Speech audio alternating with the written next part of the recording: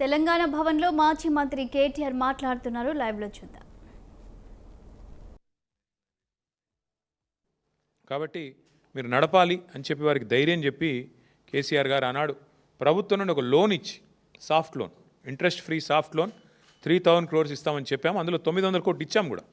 ఇచ్చి క్యాబినెట్ అనుమతితో ఆ రోజు ధైర్యం చెప్పి ఆ L&T సంస్థను నడిపించింది కేసీఆర్. చివరికి ఏ స్థాయికి పెరిగింది హైదరాబాద్లో మెట్రో అంటే, మాకు హైదరాబాద్లో ఉండే ప్రజలు, నేను ఎందుకంటే కొద్దిగా సోషల్ మీడియాలో యాక్టివ్గా ఉంటా కాబట్టి నాకు కంప్లైంట్లు చేసే స్థాయికి వచ్చింది. సార్ మాకు కోచులు సరిపోతలేవు, 5 లక్షల మంది ఇలా ప్రయాణం చేస్తున్నారు ప్రతిరోజు, అమీర్పేట లాంటి చోట్ల పీక్ అవర్స్లో మీద పడుతున్నారు, సరిపోవట్లేదు, కోచులు పెంచండి, ట్రైన్లు పెంచండి అని అడిగే కాడికి మెట్రో రైడర్షిప్ కూడా పెరిగింది. కేసీఆర్ గారి ప్రభుత్వంలో, బీఆర్ఎస్ ప్రభుత్వంలో ఆ స్థాయికి మేము మెట్రోని తీసుకొచ్చాం. అట్లాగే 69 కిలోమీటర్లు మెట్రోని పూర్తి చేసి, ఒక పాత నగరం మినహా, పాత బస్తీ మినహా, ఓల్డ్ హైదరాబాద్ మినహా ఇక్కడ కూడా మరి ఆవాస హోటల్ వరకే వీళ్ళు ఒరిజినల్గా పెట్టింది, ఏది మాదాపూర్లో. అక్కడ నుంచి మళ్ళీ రహేజా మైండ్ స్పేస్ దాకా కూడా ఎక్స్టెండ్ చేయించాం. దాదాపు ఇంకో 1.2 కిలోమీటర్స్ వారితో మాట్లాడి ఎక్స్టెండ్ చేయించి, ఎందుకంటే అత్యధికంగా అక్కడ ఉన్నారు ఉద్యోగులు, ఐటీ ఉద్యోగులు. ఆ రహేజా మైండ్ స్పేస్ అనే ఒక్క కాంప్లెక్స్లో, 100 ఎకరాల కాంప్లెక్స్లో కొన్ని వేల మంది ఉద్యోగులు పనిచేస్తూ ఉన్నారు. కాబట్టి అర్థవంతంగా ఆలోచనతో స్కై వాక్లు పూర్తి చేసి ఇంత అద్భుతంగా హైదరాబాద్ మెట్రోని భారతదేశంలో మేము దిగిపోయే నాడు 2వ అతిపెద్ద metro network in the country was Hyderabad. ఏది, ఢిల్లీ తర్వాత 2వది హైదరాబాద్. మేము ఇంకొక పని కూడా చేశాం. దిగిపోయే ముందు మేము సరిగ్గా ఒక 6 నెలల ముందు హైదరాబాద్ మిగతా అన్ని నగరాలకు కూడా, భారతదేశంలో దాదాపుగా మెట్రో నగరాలకి ఎయిర్పోర్ట్ నుంచి సిటీకి మెట్రో ఉంది, ఎక్స్ప్రెస్ ఉంది, మన దగ్గర లేదు, ఇది ఆలోచన లేకుండా చేశారు అని చెప్పి కేసీఆర్ గారు ఒక నిర్ణయం తీసుకొని మరి ఎయిర్పోర్ట్ మెట్రో కూడా ఆనాడు మరి మైండ్ స్పేస్ నుంచి డైరెక్ట్గా శంషాబాద్కి, ఏది ORR ఎంబడ తీసుకొని పోయేందుకు కూడా టెండర్ పూర్తి చేసినాం, శంకుస్థాపన చేసినాం. బ్రహ్మాండంగా మొత్తం టెండర్ పూర్తి చేసి L&T అనే సంస్థనే ఆ అవార్డు దక్కించుకున్నది. వాళ్ళు పని మొదలు పెట్టాలంతే.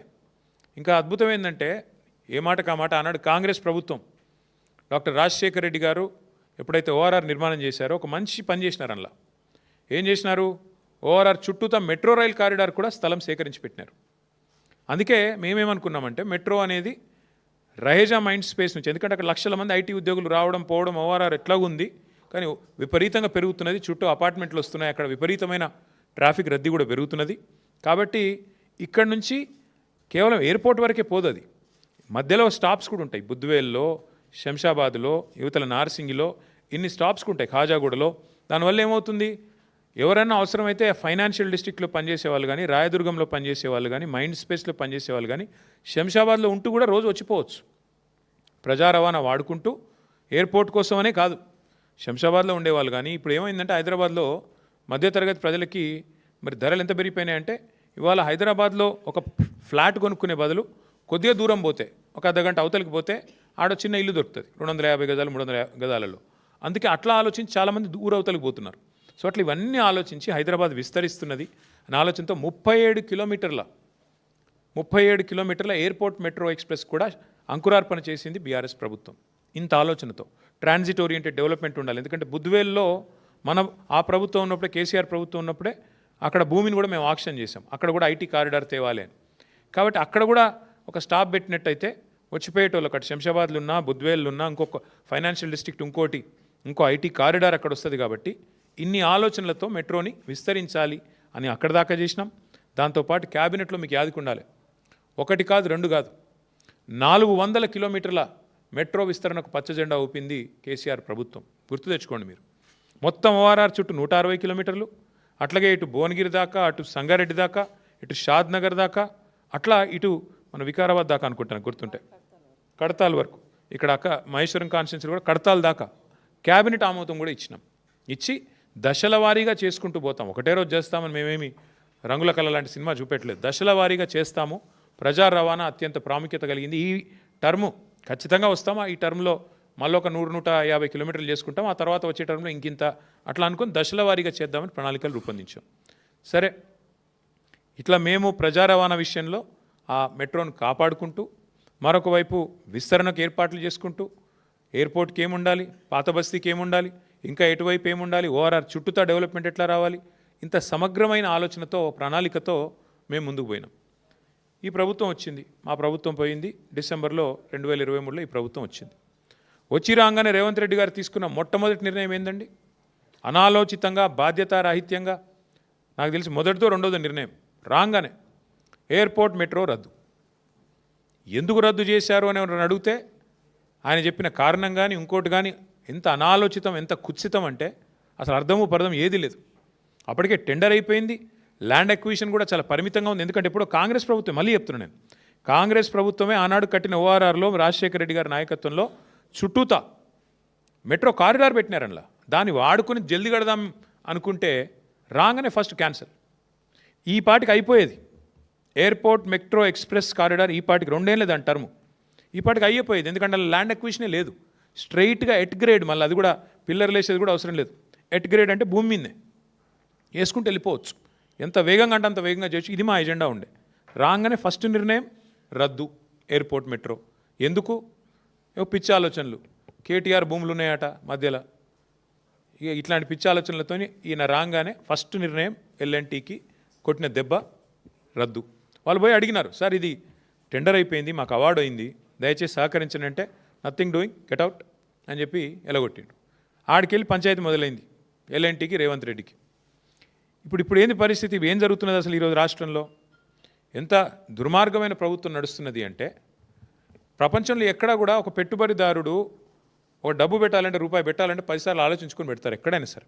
అంటే అక్కడ వ్యవస్థ బాగుందా లేదా, ప్రభుత్వం బాగుందా, పాలసీ బాగుందా, బిజినెస్ కంటిన్యూటీ ఉందా, పాలసీ కంటిన్యూటీ ఉందా, లేకపోతే మళ్ళీ రెడ్ వచ్చే మొదలాడు అన్నట్టు కొత్తోడవడం వస్తే మళ్ళీ మొదటికెళ్ళి మొదలవుతుందా, ఏంది అని ఆలోచించుకొని ఎవరైనా కూడా జాగ్రత్తగా పెడతారు. అట్లాంటిది ఇవాళ ఈ ముఖ్యమంత్రి గారి అహంకారపూరిత వైఖరి, ఈ ముఖ్యమంత్రి గారి యొక్క ఏకపక్షమైన నియంతృత్వ పోకడలతో ఎల్ఎన్టీ లాంటి సంస్థ ఎంత ఇబ్బంది ఎదుర్కొంది అంటే, ఇప్పటికీ ఒక ప్రముఖ సంస్థ, అదేం చిన్న ఆషామాష సంస్థ కాదు, ప్రపంచంలోనే పేరెన్నిక కలిగిన ఒక ఇన్ఫ్రా కంపెనీ, అది పబ్లిక్ లిస్టెడ్ కంపెనీ. ఇంకా వాళ్ళకు 2070 దాకా ఉంది ఇక్కడ లీజు. హైదరాబాద్ మెట్రోది పీపీపీలో 2070 దాకా ఉంది వాళ్ళకు, ఇంకా 45 ఏళ్ళు ఉంది. ఫస్ట్ క్వశ్చన్ ఏంటంటే, ఇవాళ ఎందుకు ఎల్ఎన్టీ అనే సంస్థ ఇక్కడ నుంచి వెళ్ళిపోయింది? దానికి ముఖ్యమంత్రి గారు, రాష్ట్ర ప్రభుత్వం సమాధానం చెప్పాలి. నెంబర్ 1, మా క్వశ్చన్ ఎందుకు పోయింది, ఎందుకు మీరు పంపించారు అర్ధాంతరంగా, ఏ కారణం చేత ఆ సంస్థ ఇక్కడ నుంచి నిష్క్రమించింది?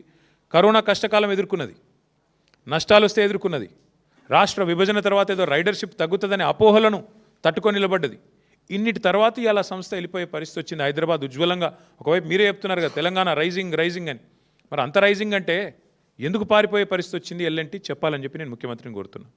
అట్లాగే ఇంకొక మాట కూడా, ఇది ఇట్లా ఇంత పెద్ద సంస్థ అర్ధాంతరంగా తెలంగాణ నుంచి నిష్క్రమించడం అంటే, ఇది ఒక హైదరాబాద్కి మాత్రమే కాదు, మొత్తం తెలంగాణ రాష్ట్రానికి, పెట్టుబడుల స్వర్గధామంగా ఉన్న తెలంగాణ రాష్ట్రానికి ఇది ఒక మాయని మచ్చగా మేము భావిస్తూ ఉన్నాం. సాధారణంగా ఎక్కడైనా ఒక పరిశ్రమ పెడితే అక్కడ లోకల్ కొంతమంది ఉంటారు, నాయకులు, గూండాలు, చిన్నోళ్ళు, ఆకు రౌడీలు, వాళ్ళు బెదిరిస్తుంటారు, ఏయ్ మా దగ్గర పెడతావా అట్లా ఇట్లా అని. తెలంగాణలో ఇప్పుడు ఎట్లయిపోయిందంటే స్వయంగా ముఖ్యమంత్రి బెదిరించే కాడికి వచ్చింది. గలీజ్ అంటే పరిస్థితి. డైరెక్ట్గా నిస్సిగ్గుగా, మళ్ళేం భయం కూడా లేదు, సిగ్గుపడు కూడా లేదు, నిస్సిగ్గుగా ఎల్ఎన్టీ సిఎఫ్ఓని తీసుకుపోయి జైలు ఏమని చెప్పిన నేను. శంకర్ రామన్ అనే ఒక సిఎఫ్ఓ గారు ఎల్ఎన్టీ ఏమన్నాడు? ఆయన పాపం ఫ్రీ బస్సు పెట్టినరు, కానీ మాకొచ్చే నష్టాల గురించి ఆలోచన చేయలేదు. మాది పీపీపీలో ఉన్నది. పీపీపీ అంటే పబ్లిక్ ప్రైవేట్ పార్ట్నర్షిప్. మేము పెట్టుబడి పెట్టినాం ఇలా, మరి హైదరాబాద్లో ఫ్రీ బస్ పెడితే మాకు కొంత నష్టం వస్తుంది కదా, మరి మమ్మల్ని కూడా చూసుకోవాలి కదా అన్నట్టు ఏదో అన్నాడు ఆయన. ఏమైనా జైలు వేయండి, వాడిని జైలు వేయండి అంటే ఏంది, నువ్వేమైనా నియంతవా, నువ్వు ఇడీ అమీన్వా, లేకపోతే నువ్వేమైనా ఆయన నార్త్ కొరియాలో ఉంటాడు ఒక ఆయన పుట్టి, ఆయన పేరుంది కిమ్ గాయనవా, ఎవరు పోయి నువ్వు అసలు ఎవరు పడితే వాళ్ళని జైలు వేస్తావా నువ్వు? ఇంత అన్యాయం, ఇంత అరాచకం ఎట్లా కనబడుతుంది నీకు అర్థం కాదు. అంతంత పెద్ద పెద్ద సంస్థలు ఊకుంటాయి అనుకుంటున్నావా? వాళ్ళకేం వేరే మార్గాలు లేవా? అంటే నీ ఇష్టం ఉన్నట్టు మాట్లాడతా, నీ అహంకారపూరితంగా ఎవరిని పడితే వాళ్ళని జైలు వేస్తా, ఇంత అన్యాయమా? ఇంకొక దారుణమైన మాట ఏంటంటే, నేను చేసిన పథకాన్ని తప్పు పడతావా గంతోళ్ళ మీరు అన్నట్టు జైలు వేస్తా అంటే, మీ తప్పులు ఎత్తి చూపితే జైలు వేసేస్తారా మీరు? ఇంత అరాచకమా? సమస్యను సామరస్యంగా ముఖ్యమంత్రి అంటే ఆయన పరిష్కరించాలి. వార్నింగ్లు ఇచ్చుడు, డాగేసుడు, కచ్చా డాగులేసుడు, ఉంటావా పోతావా అని ఇంకా బెదిరించాడు. ఇంకో పేపర్లో చూపెడతానండి మీకు కావాలంటే. ఓ స్పీచ్లో చెప్తున్నాడు ముఖ్యమంత్రి, ఎల్ఎన్టీకి కేసీఆర్ అంటే కేటీఆర్ అంటే ఇష్టం ఉండొచ్చు, కానీ ఇప్పుడు ముఖ్యమంత్రి రేవంత్ రెడ్డి యాద పెట్టుకోండి అంటే ఇక ఓపెన్ దాదాగిరి. వాళ్ళేమైనా మా చుట్టాలా, మాకేమైనా వాళ్ళకి ఏమైనా మాకు వ్యాపార భాగస్వామ్యం ఉందా? ఎల్ఎన్టీకి నేను కేసీఆర్ గారు ఎందుకు ఇష్టం ఉంటామండి? నాకు అర్థం కాదు. ఆయన తిక్కలోడు కానీ వాళ్ళ మీద డాగేసుడు ఇదంతా ఎట్లుందంటే ప్యాటర్ను. ఏం జరిగింది ఇవాళ? మాకు అర్థమైన కాడికి చివరికి ఆఖరికి ఆ సంస్థ మా వల్ల కాదు ఇక్కడ తెలంగాణలో వ్యాపారం చేయడం అని చెప్పి పారిపోయే పరిస్థితి వచ్చింది. ఎందుకు?